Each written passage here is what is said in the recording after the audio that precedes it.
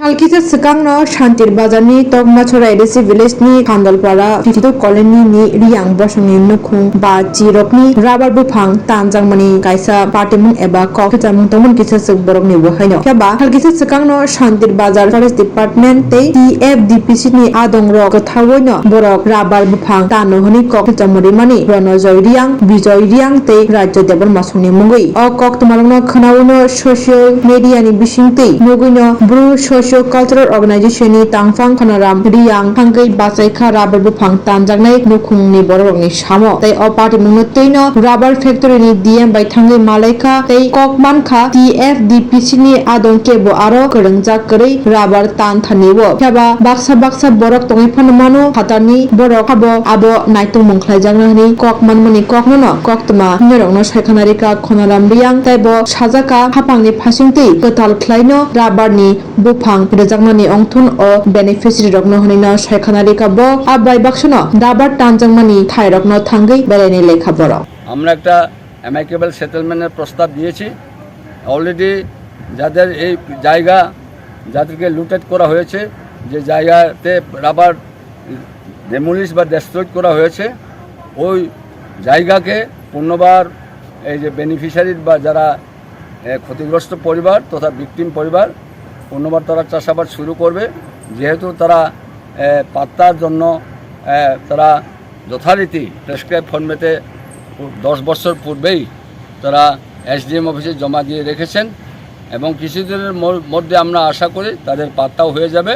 তো ডিএম সাহেব বলছেন ওনাদের দপ্তর থেকে ওনাদের ব্যক্তিগত পক্ষ থেকে এবং দপ্তর পক্ষ থেকে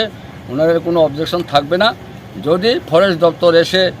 আবার সেটাকে যদি আক্রোশমূলক কোনো কিছু করে থাকে তার জন্য তারা দায়বদ্ধ থাকবে না। তো আমরা নিশ্চয়ই ফরেস্ট দপ্তরের সাথেও কথা বলবো এবং ফরেস্ট দপ্তর এসে যদি এইভাবে আবারও এই ধরনের লুটেট করে থাকে বা ডেস্ট্রয় করে থাকে তাহলে আমি সারা ত্রিপুরার ফরেস্ট দপ্তরকে অনুরোধ করব, ফরেস্ট মিনিস্টারকে অনুরোধ করব, ফরেস্টের ঊর্ধ্বতন কর্তৃপক্ষকে অনুরোধ করব সারা ত্রিপুরায় যত ফরেস্ট জায়গা আছে যারা ইলিগ্যালভাবে এনক্রোচ করছে যাদের কোনো পাত্তা নেই হাজার ফ্যামিলি আমাদের এই শান্তিবাজার সাব ডিভিশন রয়েছে সারা ত্রিপুরাতে কত হাজার রয়েছে সেটা বের করা হোক লিস্ট আউট করা হোক এবং তাদের দখলকৃত ইলিগ্যালি এনক্রোচারদেরকে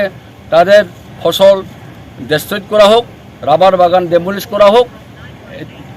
এমন যদি সরকার পদক্ষেপ নিয়ে থাকে তাহলে আমরা নিশ্চয়ই সরকারকে সমর্থন করব, কিন্তু প্রতিহিংসামূলক রিভেঞ্জফুলি ইচ্ছাকৃতভাবে কোনো এক গরিব পরিবারকে হতদরিদ্র পরিবারের প্রতি যদি এই ধরনের আক্রোশমূলক অ্যাকশান করা হয় তাহলে আমরা কিন্তু আমরা আজকে আমি এই সোশ্যাল মিডিয়ার মাধ্যমে অনুরোধ করব আমরা 27 তারিখ